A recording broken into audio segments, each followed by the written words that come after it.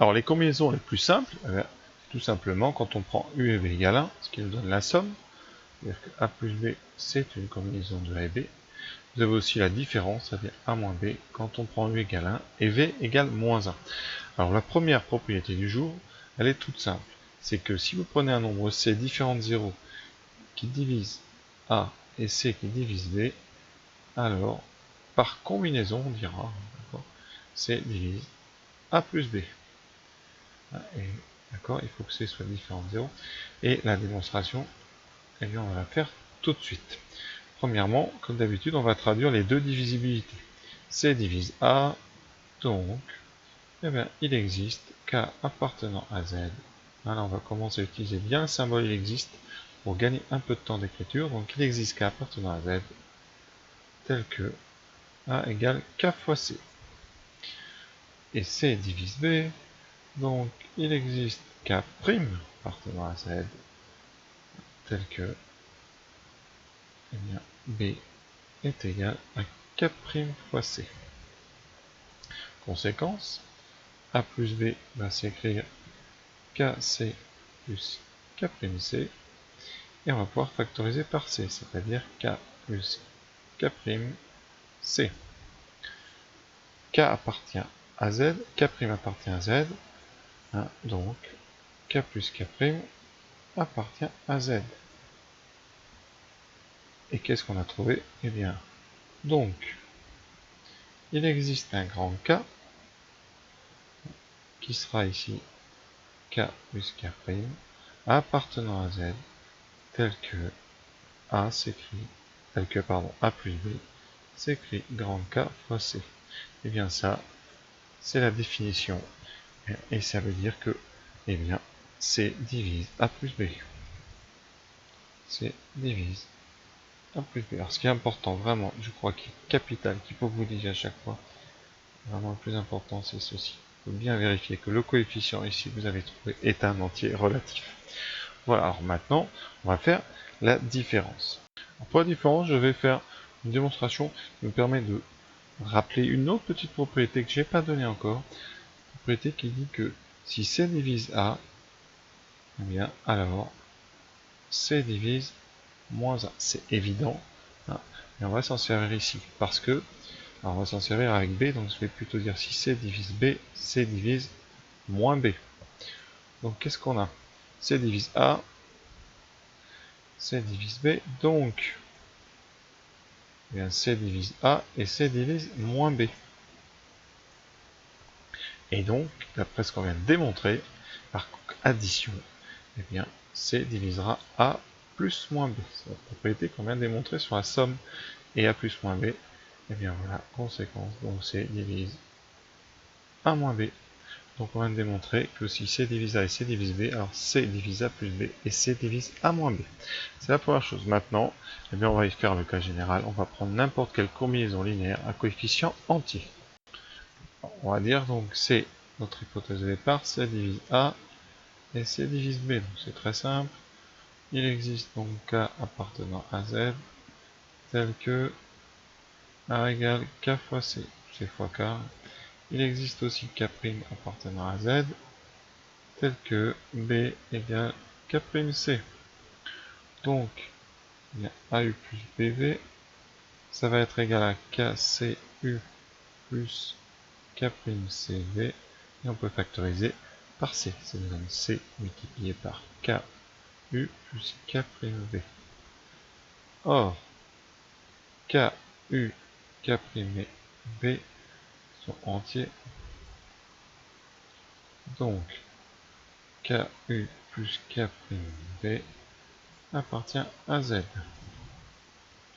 Et en posant, donc on va toujours prendre cette 4 grand K qui fait KU plus K'V, on a deux points.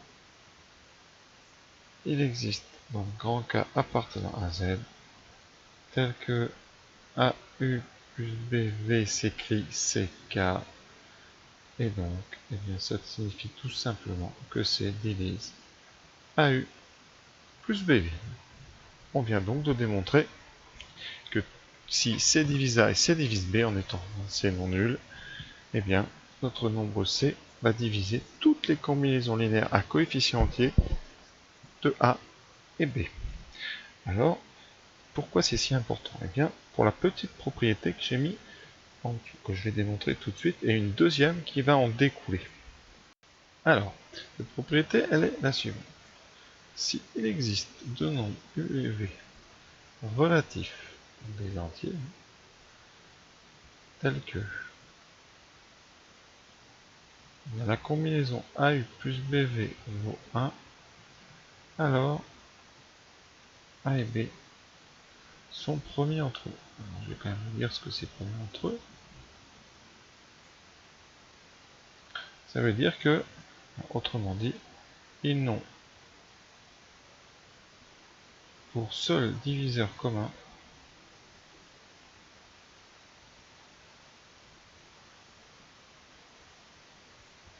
que 1 et moins 1. Voilà. Et c'est très simple à prouver, vous allez voir. Alors, supposons soit D qui divise A et D qui divise B. D est un diviseur commun, donc forcément. D'après la propriété, on va dire par combinaison, D va diviser AU plus BV. Donc ici, comme AU plus BV vaut 1, donc D divise 1. Or, on a vu que le diviseur de 1, eh bien c'est 1 et moins 1. Donc, eh bien, D est égal à 1 ou D égale moins 1. Alors là, c'est très très important. Ça va nous permettre de montrer que deux nombres sont premiers entre eux, c'est-à-dire qu'ils n'ont comme seul diviseur commun que 1 et moins 1, à partir d'une simple petite combinaison qui va valoir 1. Par exemple, tout de suite, par exemple 7. Vous savez que 7 fois, on prend 7 fois 4, 28, moins 3 fois 9, donc égale à 1. Ça veut dire que 7 fois 4 plus moins 3 fois 9 est égal à 1. Ici, alors ça dépend de ce qu'on va regarder comme nombre, mais si on regarde par exemple 7 et 9, eh bien, ceci est une combinaison de 7 et de 9, à coefficient entier. Elle vaut 1. On peut en déduire que 7 et 9 sont premiers entre eux, c'est-à-dire qu'ils sont premiers entre eux. D'accord? Puisque eh bien, 7 fois 4 plus moins 3 fois 9 égale 1, c'est une combinaison. Alors les coefficients, c'est 4 et moins 3. Voilà. Alors on pourra aussi en déduire que 4 et 9 sont premiers entre eux. Hein. Ça, puisque si c'est une combinaison de 7 et de 9, c'est aussi une combinaison de 4 et de 9. Donc 4 et 9 sont aussi premiers entre eux. Alors vous pouvez faire des petites variantes. Hein. Vous pouvez dire aussi que 7 et moins 3 sont premiers entre eux. Ou la prochaine, qu'est-ce qu'il y a d'autre? J'ai fait 9 et 4, 9 et 7. Vous avez aussi donc 4 et moins 3. Et vous avez 7 et moins 3. Vous avez 7 et moins 3 aussi. Donc vous voyez, ça va nous permettre comme ça, à chapitre ultérieur, de montrer que des nombres sont premiers entre eux. Une autre conséquence, si les nombres ne sont pas premiers entre eux, qu'est-ce qu'on peut dire? Alors cette propriété, on va la voir juste à travers un exemple. Je prends A égale 5n plus 29 et B égale 2n plus 11, avec n un entier naturel quelconque. La question, c'est quels sont les diviseurs possibles communs à A et B. Alors on pourrait tester plein de valeurs de n, mais ça ne suffirait pas pour tout tester puisqu'il y a une infinité d'entiers. Donc qu'est-ce qu'on va faire? Eh bien on va essayer d'utiliser les propriétés sur les combinaisons. Et on va chercher une combinaison simple. Alors, la combinaison la plus simple qu'on peut faire, c'est, vous allez voir pourquoi, c'est 2a moins 5 fois b. Alors, pourquoi je prends 2a moins 5 fois b? Parce que quand je vais multiplier a par 5, eh bien, je vais obtenir un coefficient n qui sera 10. Et ici, j'aurai de l'autre côté moins 5 fois 2n plus 11. Et j'aurai un coefficient en n qui sera moins 10. Et donc les n vont disparaître. C'est-à-dire que ma combinaison, elle va valoir 2 fois 29. C'est-à-dire 58 moins 55. Et les n vont disparaître, il me reste 3. Donc, eh bien, 2a moins 5b vaut 3. qu'est-ce qu'on vient de voir, nous? J'ai oublié 2, mais c'est pas 5. Qu'est-ce qu'on vient de voir? On vient de voir que, eh bien, si D divise A et D divise B, alors D va diviser 2A moins 5B, puisque 2A moins 5B, c'est bien une combinaison, elle est linéaire, et elle est à coefficient entier. Et comme 2A moins 5B, ça vaut 3, donc D divise 3. Donc qu'est-ce qu'on vient de réussir à trouver assez rapidement? Eh bien, les diviseurs communs à A et B divisent eh bien, 3. Et donc, il y a uniquement en diviseur eh bien, positif, hein, il y a deux possibilités, 1 et 3. Sans oublier évidemment moins 1 et moins 3, on va chercher ici des diviseurs positifs. Donc vous voyez comment on peut se servir de ces combinaisons pour chercher les diviseurs. Alors après, on peut essayer de voir un petit peu dans quel cas est-ce que ça peut être 1 et dans quel cas donc ça peut être 3. Alors on va essayer des valeurs juste pour voir, sans faire vraiment la démonstration. Pour n égale 1, on obtient 1 égale 34 et b égale donc 13. Donc A et B là sont premiers entre eux. Donc la seule possibilité c'est D égale 1 ou moins 1. Pour n égale 2, donc on a A qui vaut 39, c'est divisible par 3, et B qui vaut donc 2 fois 2, 4, 15. Effectivement, ici, le diviseur commun vers le PGCD, c'est 3. Donc vous pouvez avoir soit 3, soit 1. Alors plus tard dans le chapitre, on étudiera plus en détail les cas où le PGCD vaut 1 et les cas où il vaut 3. Pour l'instant, c'est un petit peu prématuré. Alors un deuxième exercice qui est faisable avec ça, c'est prouver ou chercher l'irréductibilité de certaines fractions avec des fonctions de n. Voilà l'exemple que je vous propose. Alors, on va prendre la fraction 2n plus 15 sur n plus 7 et on va montrer qu'elle est tout le temps irréductible à la seule condition que, évidemment, n soit différent de moins 7 pour que le dénominateur ne soit pas nul. Alors, on va faire exactement pareil. Pour qu'une fraction soit réductible, il faudrait eh bien, que 2n plus 15 et n plus 7 est un diviseur commun différent de 1 et de moins 1. Et donc on va un petit peu utiliser la même technique que tout à l'heure, on va essayer de montrer eh bien, que le PGCD de 2n plus 15 et 2n plus 7 est égal à 1.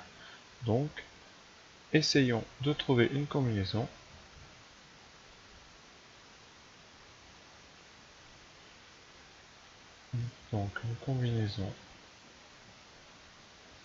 de 2n plus 15 et de n plus 7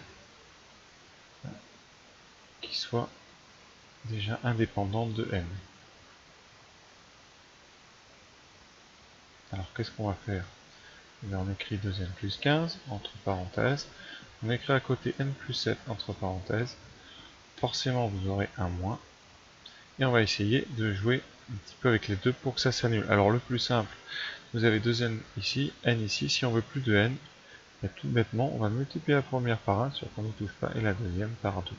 Et quand on développe, on a 2n plus 15, moins 2n moins 14, et on trouve 1. Et là, qu'est-ce qu'on a vu tout à l'heure? Eh bien, soit D, le PGCD de 2n plus 15 et de n plus 7. Eh bien, D divise 2n plus 15, D divise n plus 7, et donc, par combinaison, D va diviser, eh bien, 2n plus 15 moins 2 fois n plus 7, D va diviser 1. Et donc, eh bien, 2n plus 15 et n plus 7 sont premiers entre eux.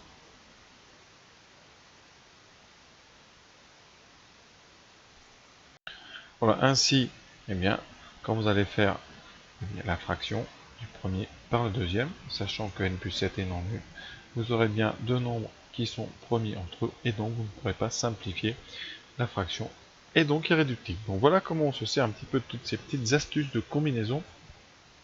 Et ça va nous mener, vous verrez dans le chapitre 3, à ce qu'on appelle le théorème de, donc on le cite, le théorème de Bézout, qui est une des pierres angulaires de cette spécialité maths, avec un autre théorème qu'on appelle le théorème de Gauss, et qui justement utilise, enfin le théorème de Bézout utilise des combinaisons qui valent 1, et le théorème, vous verrez, fait la réciproque de cette petite propriété que j'ai mise ici, c'est-à-dire que le théorème en plus nous dira que si eh bien, les deux nombres sont premiers entre eux, alors on peut trouver une combinaison qui vaut 1. Et ça, c'est plus difficile à démontrer.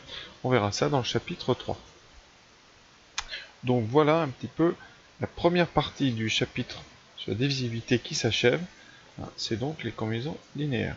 Vous avez donc maintenant deux types d'exercices à partir de ça, soit ces histoires de combinaisons, soit vous verrez des disjonctions de cas où on va étudier des parités, des petites équations où on vous demandera justement de montrer qu'un nombre est multiple de 3 ou est multiple de 5. Donc ça nous donne deux types d'exercices bien distincts. Et ensuite, eh bien, le cours va poursuivre dans une voie un petit peu différente. Et on va parler de la division euclidienne, dont vous avez déjà entendu parler au collège, et qu'on va voir vraiment ici très précisément avec la démonstration et des applications très utiles dans notre spécialité maths. Donc voilà, à bientôt pour d'autres vidéos.